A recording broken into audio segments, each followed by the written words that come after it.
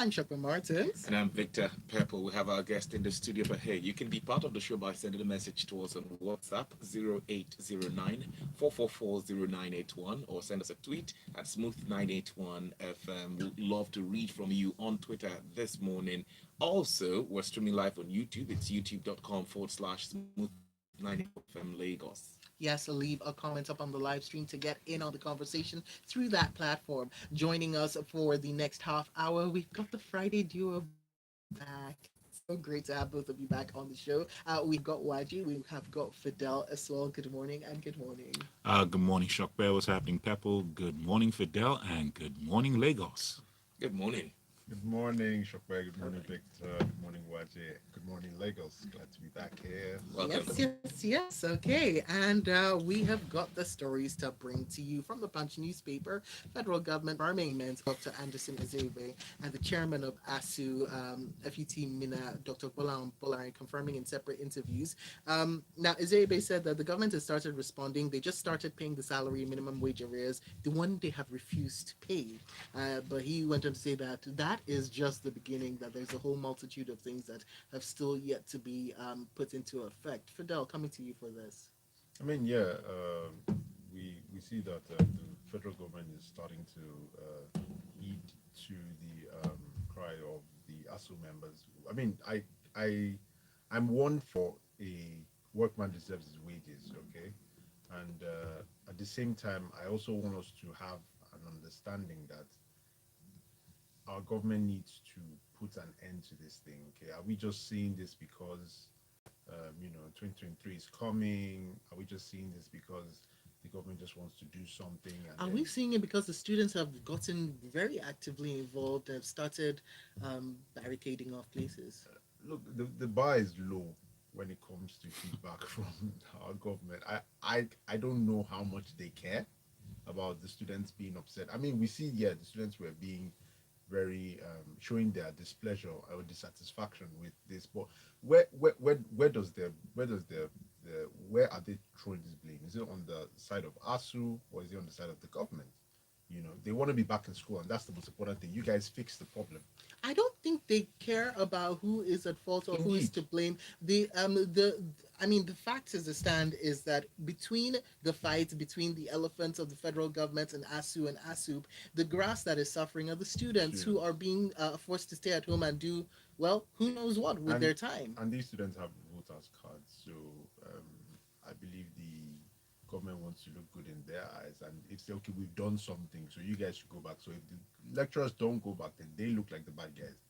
All I'm saying is we need to find a way to curb this thing from happening over and over again. We're tired of seeing strikes, and I mean, we want our students to be in school. So I mean, I just hope this is actually a good gesture, and the government will continue and fulfill their promises and pay up all their I think the arrears and then the salaries being owed and whatever these lecturers or these academic staff members deserve. And I mean, it's Friday. This is some good news, yeah. Wow, Fidel, love the end of that. But just to put out there, when your degree that's supposed to take 3 or 4 years, it takes 6 or 7 years, there is a massive problem. We need to have that fixed as soon as possible because delay in getting your degree is a delay in another productive member of society. All right, let's move on. We've got more. Let's get you in this story from the These Day newspaper. Federal government Magu will be prosecuted if indicted by probe panel. The last appears not to have been heard about the former acting chairman of the EFCC, Ibrahim Magu, who was recently promoted to Assistant Inspector General of Police, as the federal government on Thursday said he will face prosecution if eventually indicted by the panel that probed his tenure as EFCC boss. Commenting on the issue at the weekly ministerial press briefing at the State House Abuja, Minister of Police Affairs Dinyadi, in answer to a question on why the police authorities were yet to act on the recommendations of the panel but chose to promote Magu to the position of AIG. He said he was not aware of government's position on the matter, but stressed that if the panel indicts Magu, he will be made to face prosecution. Waji. Yeah, and my issue is with that very last line that he was not aware. I am completely dumbfounded and flabbergasted by such a response because how can you not be aware when everybody is aware? It's top line news every single place. And for me, this just now speaks to the lack of what I refer to as a leadership moment in Nigeria. A leadership moment being where you endeavor at the best effort possible to do the right thing. The right thing being is that if you are currently under investigation for whatever reason you're being probed, then you should not be suited up for another office in the public space. That's just what proper leaders do. You kind of just wait for things to happen so that way you build trust in people, and you also don't embarrass the office from which you are coming from and from which you are going to. And that's the issue that we have. We have this laissez non-integrity approach to a lot of things, and it comes out in situations like this. Because if a man is going from an economic and financial crimes commission position, and there were issues with that chairmanship that he held, why would he be put for the top man position in the police force? It just doesn't make any sense. Well, he's about to retire. In fact, in the words of the Minister of Police Affairs, he says, I'm not aware of the position of government on the report you're talking about. I think it's still under consideration. It doesn't mean that when he retires, the law will not catch up with him whenever he's found guilty. And that says it all. I don't know. Vic, I just get tired sometimes of reading these things and then having to conceptualize and contextualize them to make sense, because they just don't. We live in a society where impunity is the order of the day. People do what they want because they can. If institutions were stronger than what they are, then people would not even have the wherewithal or the guts to be able to do these things. But the reasons why they're able to do them is because we have weak institutions that allow for very, very bad practices such as these. Vanguard News, scandalous oil theft. Nigeria loses 3.08 trillion naira in 1 year, and 1 year only. There are, just reading from the beginning, there are indications that despite the rise in crude oil prices in the international market, Nigeria's economy may not reap the benefits due to the continued increase in theft and pipeline vandalism, estimated to have taken about 73 million barrels a year. Now, investigations by the Sunday Vanguard revealed that the country loses about $7.3 billion a year to oil thieves and vandals. Now, Fidel, considering the fact that we've almost every day, in fact, every day, we hear news of what's going on with our oil theft and with the vandalism, and with us not being able to meet up with OPEC's demands. There's a lot that's happening. Is there anything new that we can get from this story? I mean, look, what I think is the fascinating part is the contraption part of it, right? What everyone agrees on the table is that we're losing money due to oil theft, right? We're losing crude oil, and then also we're losing innovation. We're losing investors with respect to foreign entities, divesting all that, or well, most of what they used to have, and they're just leaving. We agree on all that, but here, what is really fascinating is what this report says, and then what the head of the upstream ministry is saying that, oh, we're losing money, fine. That's the Nigerian Upstream Petroleum Regulatory Commission. We're losing money, fine, but it's not this amount, or we're losing maybe, I think it says 7.6% as opposed to 80 or 90%. So yeah, that's the fascinating part. So I mean, I'd like to see these different parties bring out how they arrive at these figures, because one thing we used to see back in the day, there was a lot of darkness with what NNPC does, right? Like, we don't really know exactly what is going on. We just know that the refineries are not working, people are stealing oil, and that's about it. That particular sector is always, there's a lot of secrecy in it. So with this kind of information, I think is good. I think these conflicting statements are good. Let people bring out the facts. Let the private sector, like Seplat put out a figure. I think Tony Lumelu Transcorp put out a figure. So let these Yeah, he said it was over 95%. 95. Somebody's saying 95%. Somebody's saying 80%, and then regulatory 8%. I mean, the difference, the margin is wide. So I mean, I'd like to see how we come about these figures. But one thing that is also very fascinating is what the excuse me, I can't catch his name now, but we have someone saying that Yeah, so the head of the Ghana National Petroleum Corporation, that is Mr. Professor Omaomi Iledare, saying that instead of us looking at these figures, what is the cause of this oil theft? And he's saying things like unemployment, greed, lack of respect of the rule of law, and infrastructure. Look, the truth is that when it comes to oil theft, we've seen a reduction, right? The operations of maybe the men, operations of different factions in the Niger Delta has reduced because maybe employment opportunities and whatnot. What I think is government needs to continuously engage that region of the country through But when we see the amounts that keep coming out with regards to the NDDC, if we're talking about engagements, if we're talking about developments, and then we now see ghost workers, contract fraud, uh, money being lost to the tune of trillions, then yeah, I'm just putting that in there. engaging the community. I mean, the NDDC, as far as we know, is just like a cash cow to enrich a few. I mean, it's traditional, Nigerian tactics. But when we say engage the community, I'm talking more of getting people who are there. Like, for example, when we see oil companies rolling out scholarships, when we see giving maybe like job opportunities to people from that area, when we see setting up different schemes or little initiatives to keep young people from that area busy, right? It seems like it's supposed to be the job of the NDDC, but whereby the NDDC isn't too ready, right? The readiness of the government to perform these duties.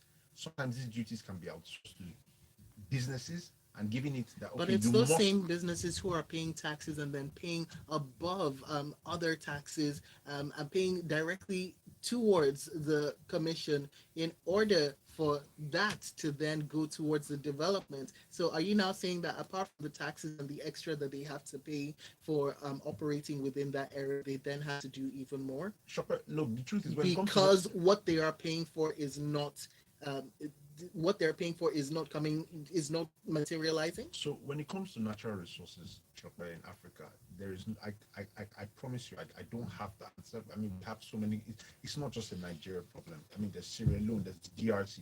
These countries with natural resources, yet they're big multinational institutions there, but we still see them in troubled waters. Yes, true. The truth is there's only we can only keep pushing, but putting people in the center and giving that agency and giving to some people in the center and telling them to manage what is happening in a region that is suffering from a lot of environmental degradation. I think it's a waste of time. I think it's a waste of time, and I think that All it right. is only little engagements that can solve this problem. Well, let's move from Nigeria losing 3 trillion naira, in 1 year to oil theft to this article from the Guardian newspaper. Nigeria spends $2 billion on honey importation yearly. So about 1 trillion naira is spent importing honey into this country. Well, the federal government is spending at least $2 billion on the importation of honey yearly, while the nation's national consumption of commodities stood at 400,000 tons. And an animal scientist, Kingsley Nwogu, has disclosed. Waji, is this an embarrassment or should bother the Nigerians who are listening at this time? The answer to your question is yes to both. It is a complete embarrassment and it's something that should bother everybody. And I think I'm going to say a quote that I think is often misunderstood and taken out of context, which is the best time to build a tree was yesterday. That is actually not accurate. The best time to build a tree is now because all you have is control of now. Okay? Meaning what? Until we get into a system of building industries and building infrastructure that allow us to locally produce things such as honey, we will continue to spend that money on import. We have to get into an import substitution mindset in Nigeria. How do we ensure that we are making investments today? How building, putting down roots today, so that 5 years from now, 10 years from now, 20 years from now, we do not have to have this conversation. So the question now becomes, you have funds clearly allocated to be able to import honey at the rates that you do to meet demand, especially when it comes to things around healthcare, when it comes to things around consumption for food, services, etc., etc. So if those things are there, Are you telling me that from the rawness and the capacity that we have in the country, especially located in certain regions in the Niger Delta, where we have a huge population of bees that reproduce and also come up with the honeycombs and everything else, that we cannot now begin to make allocations towards full scale of local production of honey? Why is it that for us, the quickest thing we need to do if we want something right now is this immediate gratification mindset where we have to import? Where is the investment? Where is the long-term planning? Where is the long-term view? So it is an embarrassment that we are so short-minded and so quick to want to get things that we refuse to make the necessary investments for the future. Everything cannot be about today. Everything cannot be about the now. Everything cannot be about me. Sometimes you have to think beyond you. You have to think of your children, your grandchildren, your great-grandchildren. What are you going to do today so that they have a positive impact tomorrow? I know that we locally produce, We do. but do we Just not the produce scale. enough? No, we don't produce the scale. That's the thing, because it requires infrastructure. It requires industry, like anything else. So when you see the local productions, especially when you go outside of Lagos and you travel to the east and you see them producing it, it's not, I mean, those quantities are not going to meet demand. So in order for those individuals who locally produce, Victor, for them to now produce to scale, even from a regional addressable market perspective, they need to have the industry and the infrastructure, which requires technology, which requires equipment, which requires a lot of things that require money. So without which, we're just going to be having this conversation. So the function now becomes, how do you now ensure that you have the local industries, the cottage industries, the mom and pop shops built to scale so that they can, at least from a regional perspective, begin to meet the demands. And then you can now begin to take it subnationally, and then now take it nationally, and then now take it regionally into the West African place. That's how you build systems and industries.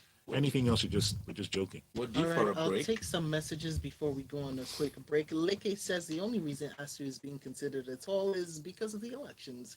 INEC can't function effectively without lecturers to increase their ranks. Whilst Kunle from Ikoto says the issue of Magu has clearly shown that we do not value character in leadership. Otherwise, such a promotion could not have arisen for any reason. Exactly. Victor Show says, Tony Alumilu's 80% claim was that of his own oil producing facility, not generally oil production in Nigeria. Well, actually, I'm reading from what he said. He said he did seem to be seeing that it was regarding Nigeria, saying how can we be losing over 95% of oil production to thieves? Look at the Bonny terminal that should be receiving 200,000 barrels per day.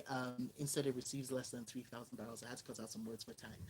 He goes on to say it's not realistic for a country to lose 80% of its production capacity. That's an issue of national security. And your messages can keep coming in via WhatsApp, via Twitter, and up on youtube.com/smooth981FM. On the other side, more stories, more of your contributions here on Freshly Pressed.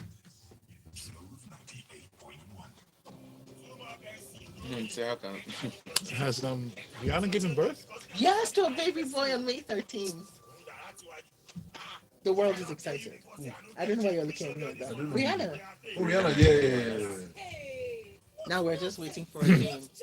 Someone said Rihanna's son is on. Let's look at this.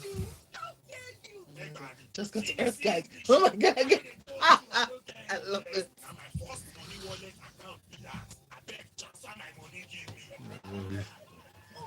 Oh, that's amazing. For all anybody thinks about either of them, they will make a cute baby. I hope that baby has a forehead. As her forehead. Yes. And not his? Yes. What's wrong with his forehead? Oh no, I just particularly like her forehead. It's a 5 head. We need more people like that. She's a beautiful woman. Yes, she is. But also, she's fantastic at giving back. At giving back? Studio. And here we are, more on Freshly Pressed as we take it back into the stories. All right, we're getting straight into the stories. Let's bring you in this one from Premium Times. Day crisis. Abuja minister confirms 4 people killed, others shut down of market. Now, the minister of the Federal Capital Territory, Mohammed Musa Bello, has confirmed that at least 4 people were killed in the violence at the Day market on Wednesday. Now, he's ordered the indefinite closure of the international market following a clash between commercial motorcyclists and traders. Well, he visited the scene of the incident alongside the FCT Commissioner of Police, Sunday Babaji. But let's just give you a backstory to this. Premium Times have reported how the violence spread at the market on Wednesday following an accident in which a woman was killed. Now, trouble started in the market when a female trader yet to be identified fell off a commercial motorcycle and was crushed to death by an articulated vehicle. And then, I mean, we just saw a clash between motorcyclists and traders, and they burnt down a large portion of the market, even getting to the major express and disturbing passerbys, Right. just disturbing the peace of the people in the FCT. And it spread. There were reports that it spread from Day to Lube, and it became a huge matter of concern. Now the minister has ordered the closure of the market. Right. And you see, the chronology of what you've just explained is really, really troubling because an accident took place. You can point fingers in every direction as to why that accident happened, but it's an accident. I don't believe that the Okada individual had the intent to cause that woman harm, unfortunately, and may her soul rest in peace. But to your point, Victor, what now happened is that after the accident happened outside the market, the traders were very upset and they now burnt the motorcycle that the Okada man was on. I don't think they hurt him. I think they just burnt his motorcycle. Then as a result, the Okadas now felt that why would you burn a motorcycle, and now decided to burn the shops, and then that's when everything just exploded. So for me, the issue is not even around security. We need to ask ourselves some very deep philosophical questions. Why are we so angry? Why do we have so many trigger points? Why does one thing lead to another, and then before we know it, we get into this frenzy, and violence now becomes the only way we know how to behave, is the only language of expression. Fela said it back in the 70s that until the government gives people what it needs, the people will continue to express their frustration the only way that they know how. And that is what you're seeing. So people are just looking for whatever avenues or whatever excuse, whatever situation to be able to vent that aggression, to be able to voice that concern. So what you're seeing is the underbelly and the underpinnings of failed government in Nigeria over several years. People are upset. People are tired. People are frustrated. And people are dealing with deep trauma that has not been addressed because the resources don't even exist to be able to get these people to deal with the trauma. And so when things, unfortunate situations like this happen, people just take it upon themselves to explode their frustrations because they have not been taught how to channel their anger. They've not been taught how to express themselves properly. And that's why violence becomes the only thing, because it's the most natural instinct that you have that goes unchecked. So until we begin to get to a point where you can see systems in the environment that give people a sense of purpose, we are unfortunately, Victor, going to continue to have more and more of these situations. But back to the story, I just really hope that the interventions by the government can be put in place to ensure that whatever escalation of this violence is curtailed as much as possible. Thank you, Waji. Okay, we need to move on to this story from the Premium Times. Buhari signs health insurance bill into law. Fidel, you said it's the Friday. We need some good news. Hopefully, in your opinion, is this good news? It's in some sense, right? So now we have the National Health Insurance Authority bill, which would now repeal the National Health Insurance Scheme Act, right? So, I think the NHIS was kind of modeled after the NHS of Britain, right? And 100%. clearly, it's not working, right? And the federal government has now replaced it with this new law. Now, I always say this on the show: we have enough laws, right? It's the implementation of it. And with this new act, kudos to the president for signing this into law.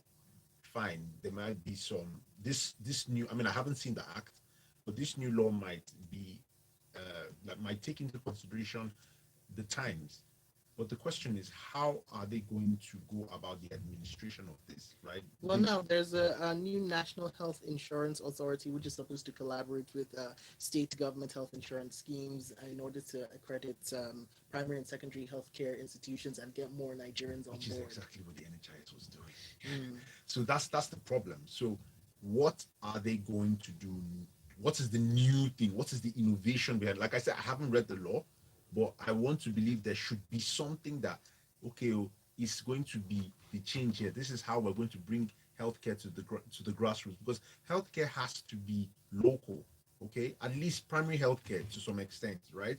And then if you go down the report, it says, oh, there are cases being reported of the NHI as being fraudulent, incompetency, lack of capacity, and people can't get treatment for cancer. I'm sorry, healthcare is expensive, okay? You can't have basic insurance and get treatment for cancer. It's not possible.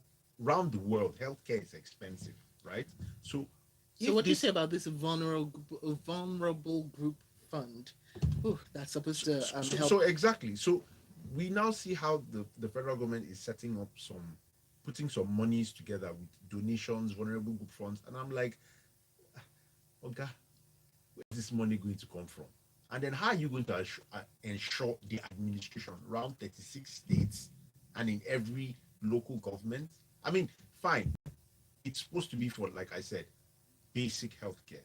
But for it looks like a long shot. Talking about cancer, talking about, all these monies are also going to be used to do administration, pay staff, and it's supposed to be, it's supposed to be an insurance fund, right? With other basic insurance schemes, like let's say motor insurance, for example, right? People have third-party motor insurance just for compliance sake. They're not really getting claims. They just so the policeman doesn't stop them, and so they don't they don't have to bribe a police officer for not having insurance. Is that what we're going to see with this